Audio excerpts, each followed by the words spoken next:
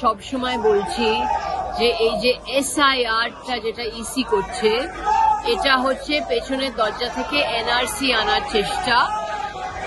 আমরা দেখছি যে প্রত্যেকটি বিজেপি রাজ্যে যেরকম ভাবে যারা বাংলা ভাষী, যারা বাংলা বলে, তাদের ওপরে অত্যাচার হচ্ছে আর আক্রমণ হচ্ছে, বাংলা ভাষার ওপর অত্যাচার হচ্ছে, বাংলাকে অপমানিত করা হচ্ছে আর বেঙ্গলকে অপমানিত করা হচ্ছে। তাই জন্য আমরা আজকে অনেকগুলো নোটিশ দিয়েছি। এখন এসআইআরটা বিহারে হচ্ছে, কিন্তু আসল লক্ষ্য হচ্ছে বেঙ্গল।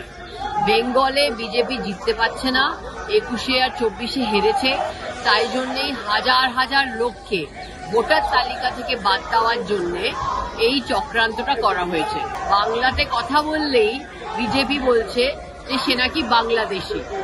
অনেকে এরকম ভাবে ধরে নিয়ে গেছে, যারা পরিযায়ী শ্রমিক, যারা বিজেপি রাজ্যে কাজ করছেন তাদের ধরে নিয়ে গেছে, তাদের ডিটেনশন ক্যাম্পে পুরে দিচ্ছে। এটা আমরা সংসদের বাইরে এটার বিরুদ্ধে আমরা লড়ছি আর আমরা অনেকগুলো নোটিশ দিয়েছি। আমরা চাই যে আজকে সদন চলুক আর এই ইস্যুগুলো যেগুলো আমরা ওঠাচ্ছি এগুলো আমরা পার্লামেন্টে ওঠাতে চাই।